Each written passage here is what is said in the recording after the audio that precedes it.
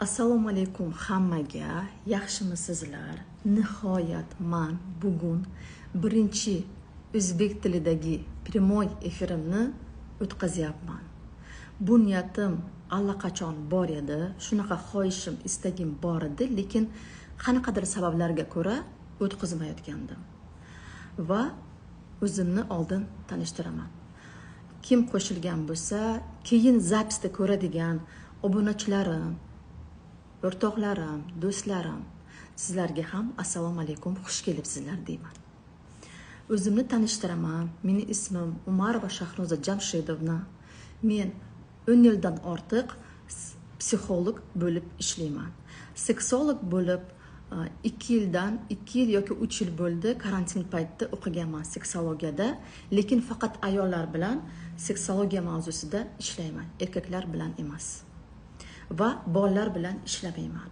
16 yoshdan katta bo'lgan bolalar bilan ishlayman. Va bugun qanaqa mavzuni gapiramiz?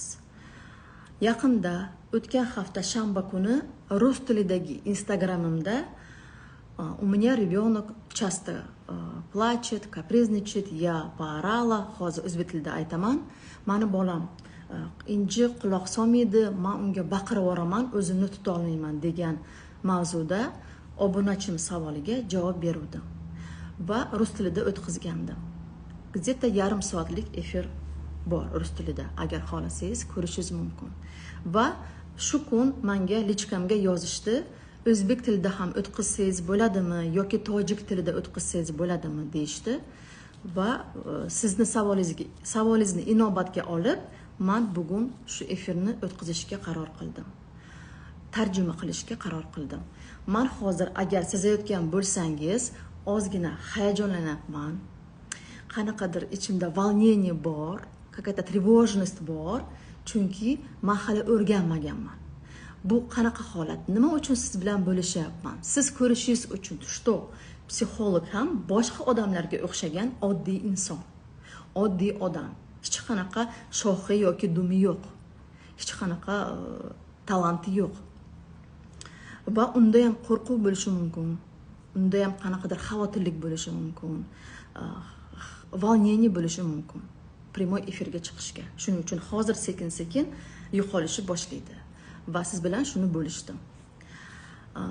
Men ham onlayn ham offlayn ishlayman. Chunki ko'pchilik bilishmas ekan, onlayn qo'rqishar ekan, qanaqa qilib qilish kerak, qanaqa qilib videoga chiqish kerak.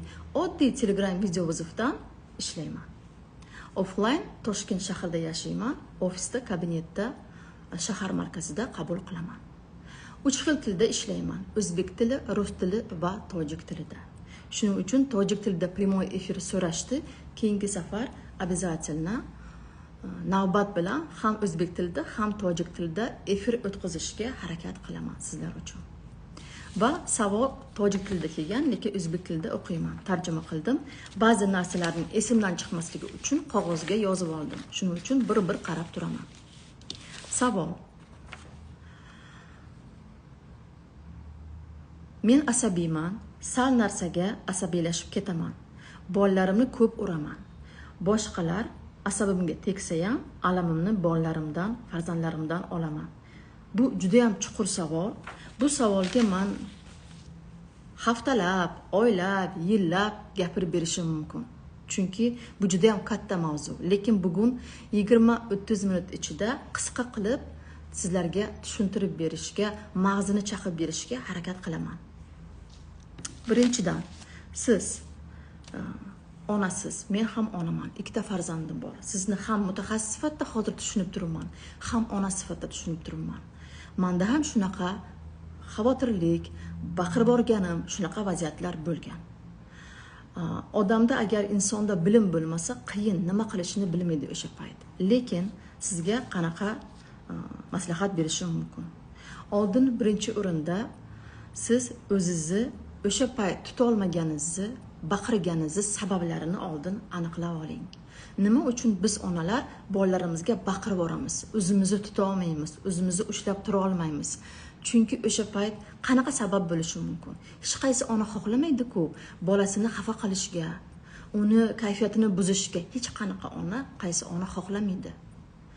va xavotir olganingizda qaraganda, demak siz ichingizda vijdoningiz bor, insofli, yaxshi onasiz. Shuning uchun shunaqa savol berdingiz. Bu so'zlarim bilan sizni tinchlantirmoqchi emasman, haqiqatni gapiryapman. Va siz hamma onalar ham baqirib yuborish hammamizda bo'lib turadi bolalarimiz bilan.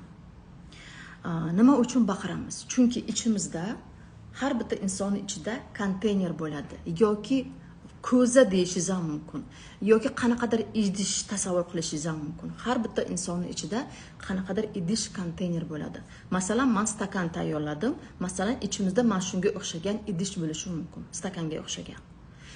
Idishda agar suv, choy, kofe, sok quysangiz, u nima bo'lib ketadi? Quyilib ketadi.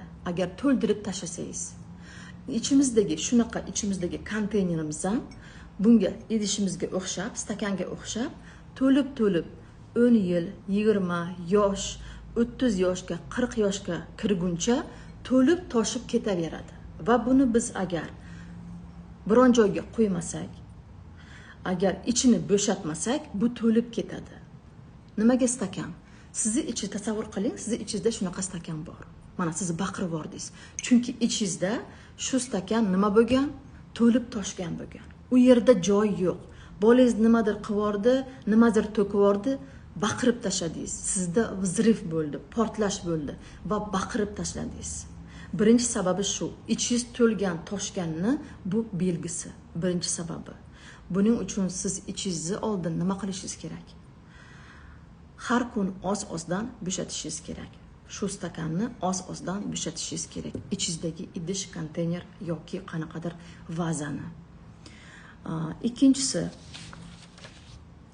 qaysi sabablar bilan biz baqirishimiz mumkin? Agar charchagan bo'lsak, agar yaxshi uxlamagan bo'lsak, agar erimiz yoki xotinimiz yoki qaynonamiz, ota-onamiz ishxonada qo'shnilar bilan, qarindoshlar bilan qanaqadir nizolar bo'lgan bo'lsa, kayfiyatingiz yo'qolgan bo'lsa, siz albatta nima qilasiz? Kayfiyatingiz buzilgan bo'ladi, charchagan bo'lasiz yoki stressda bo'lgan holatingizda bolangiz nimadir qivordi, qanaqadir mелочь bo'lsa ham, kichkina narsa bo'lsa ham, siz portlab ketasiz, baqirib yuborasiz. Chunki siz shunaqa holatdasiz. Charchagan holatdasiz. Bu ikkinchi sababi. Yana qanaqa sabablar bo'lishi mumkin? Yana sabab, eng muhim sabab men uchun ko'pchilikda uchraydigan sabab.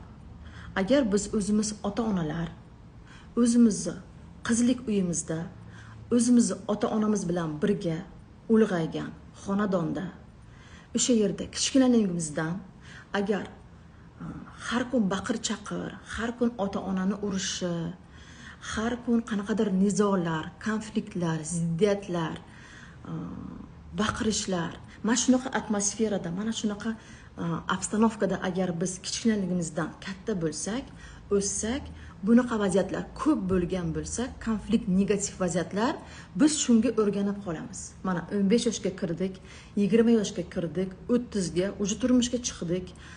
Aytgancha bu efir otalar uchun ham. Ko'proq onalar murojaat qilganiga ayollarga qarab gapiraman. Atak bu otalar eshitsa ham bo'ladi.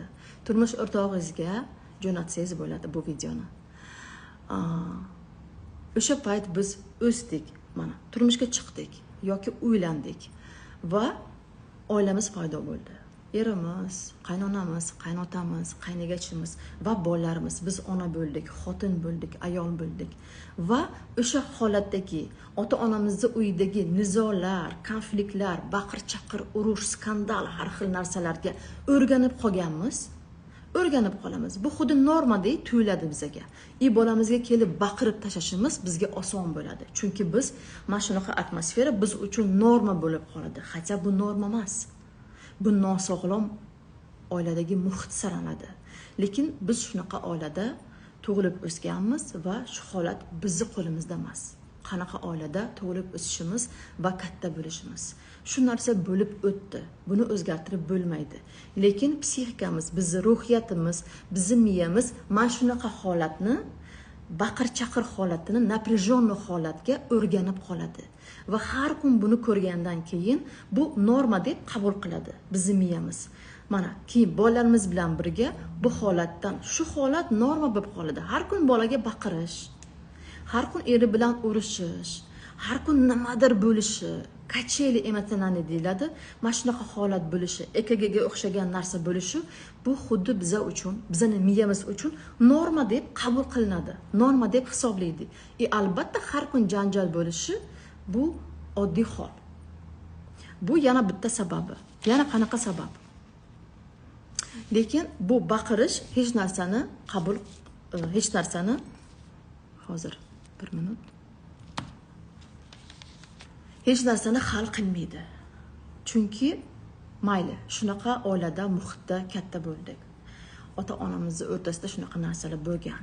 Lekin biz o'zimizning oilamizda, turmush o'rtog'imiz, bolalarimiz, o'zimizning oilamizda o'zi boshqacha munosabat qilishimiz kerak. Buning uchun o'rganish kerak. Buning uchun bizlarga bilim yetishmaydi, informatsiya yetishmaydi yoki qanaqadir kuch yetishmaydi, resurs yetishmaydi yoki charchagan bo'lasiz, nimadir yetishmaydi. Lekin buni ilojisi bor. Agar sizni bolangiz shunaqa holatda o'sishini xohlamasangiz, u uchun baqirish norma bo'lishini xohlamasangiz, demak siz ota-ona sifatida o'zingizni isloh qilasiz. Xatolaringizni tuzatasiz va bolangizga boshqacha ota-ona bo'lasiz. Boshqacha yangi oila yaratib berasiz. Yana bitta sabab. Biz baqirganimizdan keyin bolamizga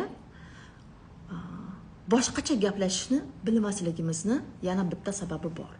Mana baqirib tashladik. Xo'p, bu birinchi variant, A variant deylik. Yana ikkinchi variant bor. B, V, G, D, Y yoki 1, 2, 3, 4, 5 variantlar bor. Har bitta vaziyatda bir nechta variant, yechim doim bor. Lekin o'sha stress vaziyatda bizning miyamiz shu narsani ko'rmaydi, ko'r bo'lib qoladi. Va mana shu vaziyatda siz baqirishdan tashqari bolangizga nima deb javob berishingiz mumkin? Qaysi so'zlarni tanlashingiz mumkin? Qanaqa munosabatni tanlashingiz mumkin? Nima deyishingiz mumkin? Mana shu yangicha variant. Shu variant sizda bo'lmasligi mumkin. Demak, buni o'rganish mumkin. Kimdandir, kitoblardan, har xil videolardan, psixologlarni eshitib yoki psixolog qabuliga kirib, qanaqadir yo'nalishlar olib, borib bolangiz bilan buni ishlatasiz amaliyotda, keyin zo'r natijalar bo'ladi. Buning uchun bilim yetishmaydi. Tak, yana bitta sababi. Biz ona sifatida, ota sifatida, inson sifatida agar o'zimizni hayotimizdan qoniqmasak, недовольны bo'lsak, o'zimizdan inson sifatida qoniqmasak, ayol sifatida, ona sifatida yoki qanaqadir mutaxassis sifatida qoniqmasak, qaysidir ishimiz постоянно qanaqadir nito chiqsa, o'xshamay qolsa, bunaqa narsalar agar ko'p bo'lsa, minus hayotimizda bor, plus ham bor. Lekin agar minus vaziyat ko'proq bo'lsa, plusi kamroq bo'lsa vaziyatlar hayotimizda, biz nima qilamiz? Biz shu narsani hal qila olmaymiz. Biz bu narsani yechimni qidirmaymiz va shu holatimizdan baqirib boramiz. Chunki o'zimizdan qoniqmaymiz. Men o'zimdan qoniqmayman deymiz. Men o'zimni hayotim ishkal, dabdala bo'lib ketgan. Men o'zimdan noroziman. Qanaqa qilib men baxtli bo'la olaman? Men baxtsizman. Baxtsiz onaman. Tashqi muhitdan baxtli bo'lishi mumkin, ichi baxtsiz bo'lishi mumkin. Yoki ichi nima deydi o'zbek tilida? Xotirjamsizlik, trevoga bo'lishi mumkin, ichida bespokойство bo'lishi mumkin. Va ichidagi holat shunaqa qaltiraydigan holat, qanaqa qilib siz bolangizga chiroyli, sekin, xotirjam javob bera olasiz? Bo'lmaydi u narsa. Buning uchun birinchi o'rinda siz o'zingizni holatingizni xotirjam holatda, norma holatga olib kelishingiz kerak. Keyin siz bu holatdan bolangiz bilan munosabat qilishingiz, nimadir tushuntirishingiz oson bo'ladi, yengil bo'ladi. Bu yana o'z ustida ishlash deyiladi. Nima yana esimdan chiqdi?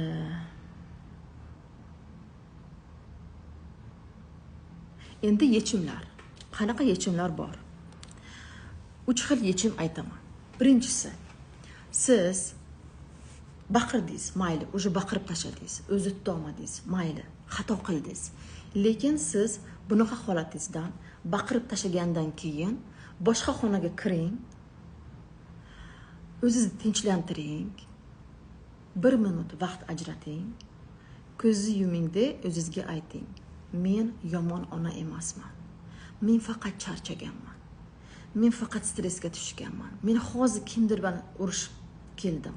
Yoki hozir ovqat qilishim kerak, uy yig'ishtirishim kerak, ishga borishim kerak, kir yuvishim kerak, ulgurmayapman. Yana asabiylashyapman. Men hozir asabiyman, nervniman. Hozir shunaqa holatim bor deb o'zingizga shu so'zlar bilan qanaqa holatligingizni tan olishingiz kerak. Birinchi qadam tan olish. Men hozir shunaqa holatdaman. Men hozir asabiyman. Men hozir kam uxlaganman. Men hozir stressdaman deb oldin shu holatingizni so'zlar orqali tan olasiz. Уже 50% sizni qo'yib yuboradi. O'zingiz ko'rasiz, ancha yengil tortasiz, chunki buni tan oldingiz. Keyin tinchlangandan keyin bolangizni oldiga kelib, yarim soatdan keyinmi, 2 soatdan keyinmi, ertagami, 1 haftadan keyinmi farqi yo'q. Qachon tayyor bo'lsangiz, bolangizni oldiga kelib, o'tirib, xotirjam holatda aytasiz: o'g'lim yoki qizim, men senga hozir yaqinda baqirib yubordim. Men seni urushib tashladim. Bilasanmi nimaga? Men o'zimni oqlamoqchi emasman. Men prosta charchagan edim. Men prosta qornim och edi. Yoki men uxlamagandim kechasi. Yoki stressda edim. Yoki kayfiyatim yo'q edi qizim yoki o'g'lim. Shuning uchun mendan xafa bo'lma. Men senga hozir o'sha nima haqida urushdingiz, shuni tushuntirib berasiz. Men senga hozir o'sha problemani, o'sha mavzuni tushuntirib beraman, yechimini. Bilasanmi, o'sha payt mana bunaqa qilsang yaxshi bo'lardi, to'g'ri bo'lardi. Men shuni xohlardim. Chunki bunaqa yechimlar bo'lsa, sen bu hayotda senga yordam beradi deb xotirdan g'ijjam, rovna, tinch holatda tushuntirib berasiz. Va bola buni xotirjam ohangda ovozda tushuntirganingizni shunaqa qabul qiladi. Da, boshida qabul qilmaydi, lekin siz taslim bo'lmang, izdobatsa qilmang, shunaqa davom ettiravering. Kimdir aytadi, uzr so'rashim kerakmi boladan deydi. Xolasangiz uzr so'rang. Siz qalbingizni, ichingizni, yuragingizga quloq soling, eshiting. Agar uzr so'ragingiz kelsa, bolam uzr shunaqa bo'lib qoldi deysiz. Qanaqa problema edi, birga hozir yechimini topamiz deysizda, hal qilamiz deysiz. Agar yo'q, uzr so'ragim kelmayapti. Nimaga men boladan uzr so'rar ekanman? Men kattaman, onaman, otaman deyishingiz mumkin. Sizning haqqingiz bor. Uzr so'rashga majbur emassiz. Men majbur ham qilmayman. Lekin uzrni o'rniga siz shu gaplarni, shu charchaganingizni, holatingizni, ichki emotsional holatingizni unga tushuntirib berasiz. Buni o'ziga yetarli bo'ladi. Bu birinchisi. O'zingizni tinchlantirasiz. Tinch xonaga kirib, ikkinchisi bolangiz oldiga kelib shu mavzuda gapirasiz, charchaganingizni tushuntirib berasiz. Uchinchisi, siz har kun 10 minut bo'lsa ham o'zingizni holatingizni, emotsional holatingizni nima qilishingiz kerak? Stabil balansga olib kelishingiz kerak. Ko'proq rus tilida gaplashganim uchun o'zbek tilida ba'zi paytda qiynalaman. Men o'zbek emasman. Shuning uchun ba'zi gaplarim ruscha aralashib ketishi mumkin. Qabul qilasizlar. O'sha holatimizni stabilnaga olib kelishingiz uchun, ichki xotirjamlikni yaratishimiz uchun, bolamiz bilan, atrofdagi yaqinlarimiz bilan tinch holatda gaplashishimiz uchun, o'zimizda xotirjamlikni his qilishimiz uchun, baxtli bo'lishimiz uchun, gaplashishimiz boshqalar bilan oson bo'lishi uchun, hayotimiz yengilroq yashab o'tishi uchun biz o'zimiz bilan shu emotsional holatimizni balansga olib kelishimiz kerak. Hech qachon 100% balansda hech narsa bo'lmaydi. O'zidan bu katta narsa natijani kutmang, lekin oz-ozdan balansga olib keltirsangiz bo'ladi. 100% bo'lmasa ham. Nima qilasiz buning uchun? Bitta amaliyot praktika beraman. O'zim ham ishlatganman, mijozlarimga ham beraman va juda ham zo'r natijalarga erishganmiz. Aytgancha, qaysidir sizlarga maslahat yoki tavsiya bersam, bilib qo'ying, men o'zimdan o'tkazganman bir necha marta, natijasini ko'rganman, mijozlarimda o'tkazganman, amaliyotda natijalarini ko'rganman, keyin sizlar bilan bo'lishaman. Prosta tak qayerdandir olib sizlarga bermayman. Albatta buni o'zimda hazm qilib, natijasini ko'rib sizlar bilan bo'lishaman. Shunaqa sal mutaxassis qanaqa datoshin deydimi, nima deydi? Shunaqa hamma narsani ildizgacha, tochkasigacha ideal bo'lmasa ham yaxshi darajaga olib chiqib, keyin sizlarga beraman. Shu qanaqa amaliyot? Bu amaliyot har kun bo'lmasa ham mayli, через день, kunora 10-15 minut, xolasiz yarim soat, 1 soat bo'lsa yana ham yaxshi. Tinch holatda vaqt ajratasiz, bitta xonaga kirasiz, o'zi xonangizgami, boshqa xonagami kirasizda, yarim soat vaqt ajratasizda, o'zingiz bilan o'zingiz xoli qolasiz. Naydini saboy deydi. Masalan, men Shahnozman. Men Shahnoz o'zim bilan, ichki Shahnoz bilan birga yolg'iz qolishim kerak. O'sha paytda men hech kimni o'ylamayman. Erimni, bolalarimni, qarindoshlarimni, mijozlarni, ota-onamni hech kim emas. Men o'zim bilan o'zim xoli qolaman. Bu Shahnozni, hozirgi Shahnozni, kuzatuvchi Shahnozni ko'zi bilan qarashni boshlayman va o'zim bilan o'zim muloqot o'tkazaman. Sizga bu amaliyotni o'zim orqali tushuntirib beryapman, oson bo'lishi uchun, yetib borishi uchun. Va o'zimga o'zim savol beraman. Siz ham shunaqa qiling. Xo'p, meni hayotimda hozir sodir bo'layotgan voqealar, vaziyatlar menga yoqayaptimi? Ko'proq qanaqa holatda bo'laman? Asabiy holatdami, nervni holatdami, xotirjammi, qo'rqoq holatdami yoki jasoratsiz holatdami, slabiy holatdami, ojiza holatdami, qurbon rolidami? Ko'proq men qanaqa rolda bo'laman? Ko'proq qanaqa holatda bo'laman? Nima uchun unaqa bo'laman? Menga shu yoqadimi? Yo'q, yoqmaydi. Qanaqa qilib o'zgartirsam bo'ladi? Nima qilsam bo'lar ekan? O'zim men nima xohlayman? Men qanaqa insonman? Kimman? Qanaqaman? Qanaqa meni plus tomonlarim bor, ijobiy hislatlarim bor, yaxshi tomonlarim bor. Qanaqa meni minus tomonlarim bor, kamchiliklarim bor, o'zimga yoqmaydigan, qoniqmaydigan, norozi tomonlarim bor. Qanaqa kuchli tomonim bor, qanaqa salbiy, kuchsiz, slabi tomonlarim bor. O'zingiz bilan o'zingiz refleksiya deyiladi. O'z bilan o'zingiz muloqot qilasiz.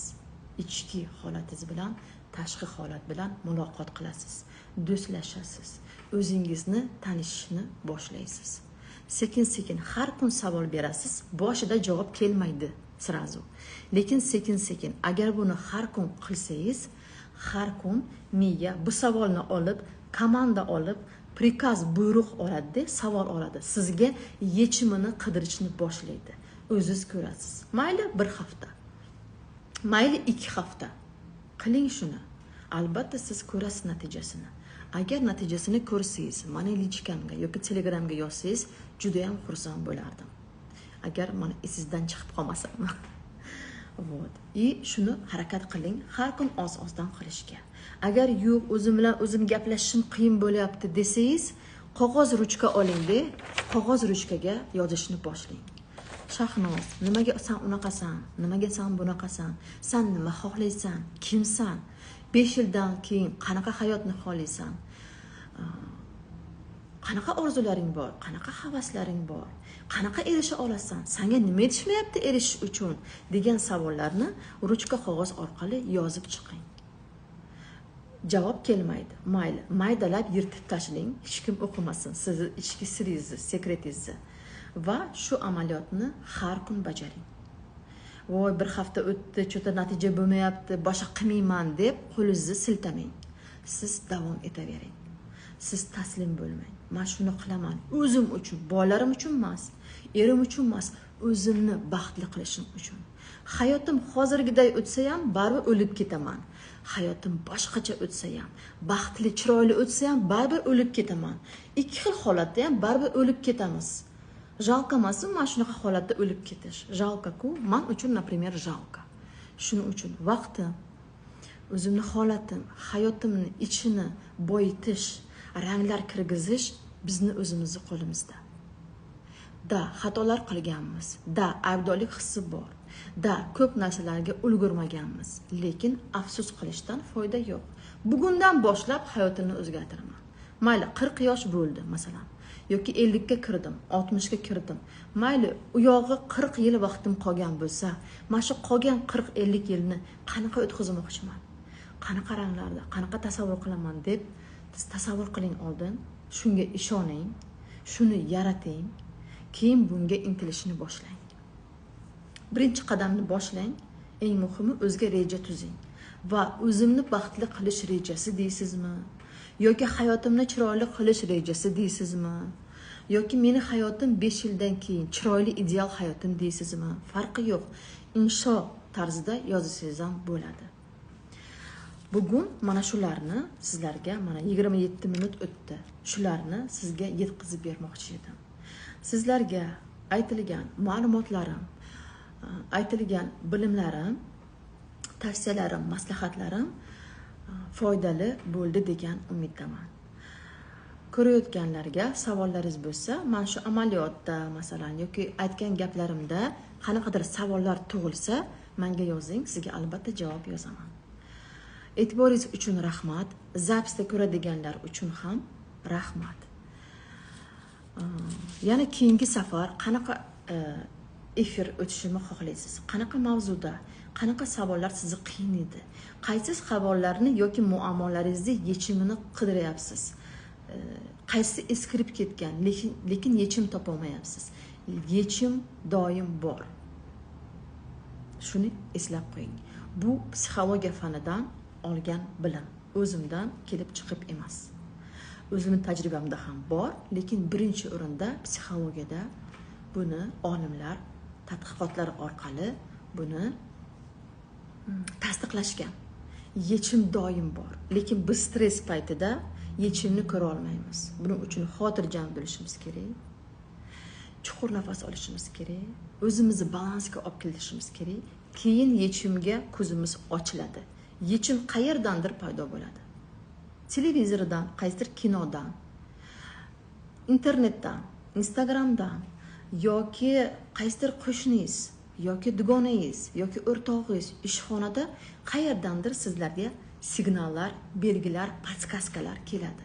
Mana shular yechim. Uni tutib olishingiz kerak, uni ko'ra olishingiz kerak, uni ishlatishingiz kerak. Bu shu javoblar. Xudo bizlarga shu javoblar orqali bizga sabab chiqib qo'yadi, shunaqa insonlarni sizga yechim beradi. Yoki bizni ruhiyatimiz, miyamiz, ong ostimiz shunaqa insonlar orqali yoki internetlar, kitoblar orqali sizlarga yechimlarini beradi. Mayli bo'lmasa tugatamiz. Yarim soat bo'ldi. Hammangizga chiroyli kun tilayman. Xayr. Hozir sahrangiz qilishga harakat qilaman.